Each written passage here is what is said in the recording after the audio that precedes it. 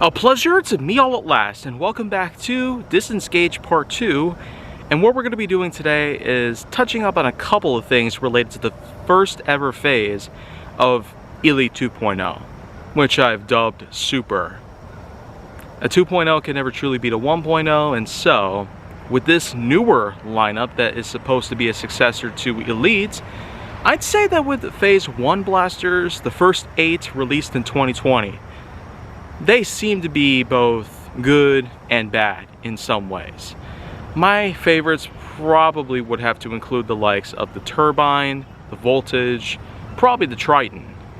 But if I ever had to pick another one that I consider to be one of the best in the series, well, here we go with the Phoenix CS10. Typically, of course, the Phoenix would have been sold as a CS6, but this version is the CS10, which essentially is what you think it is. This version of the Phoenix came with its own barrel in stock, the same exact ones as the Echo did. It also came with its own sort of long-range scope on the top. So this version I managed to get came with a barrel, a stock, and a scope, and a 6-dart clip instead of a 10-dart clip here. So of course, with the 10-dart clip, I feel like we could just blaze right through it. And we're gonna do just that by taking it downrange and, simply put, seeing what kind of results can possibly show up. This one came with a 10-dart clip, not a 6-dart clip.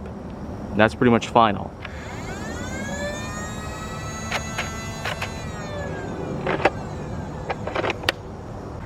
Yeah, the clip was just empty. I didn't even realize it. Well, 8 darts are loaded.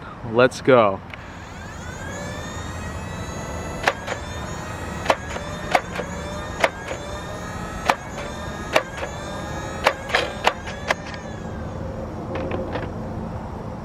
With that in mind, here we go. Start at 0 feet for each test, like always. And like always, we're gonna see what the low, middle, and high points are. 3 different marks. Here we have a 38-foot mark for the lowest range. Middle would probably have to go well into this crabapple patch, which sits at around 49 feet. And that's gonna be the middle point for the darts. Then the last one, we could see just around 52, 53 feet.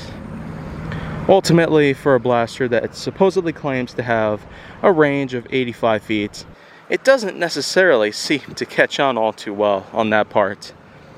Yet I will say, it's still a nice blaster. A nice way to reprise the classic Strife design. At this point, it could be considered a classic. So many times it's been remade.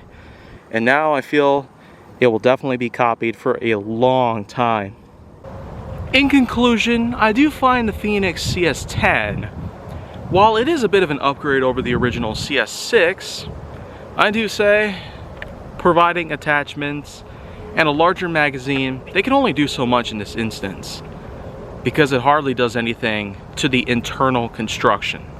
Mechanisms of all kinds, from the flywheels to the catch system to the jams, and all other sorts of things that you can find in all sorts of machinery like this, just go to show, not everybody is willing or ready.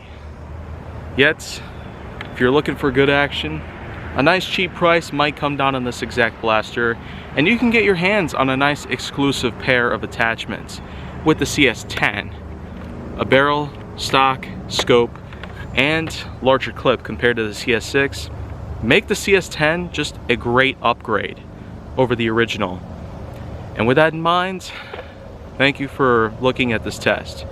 And I will have a bunch of others coming shortly. Until then, make sure that you like, subscribe, comment, follow me on social media, and stay on the Hollywood side.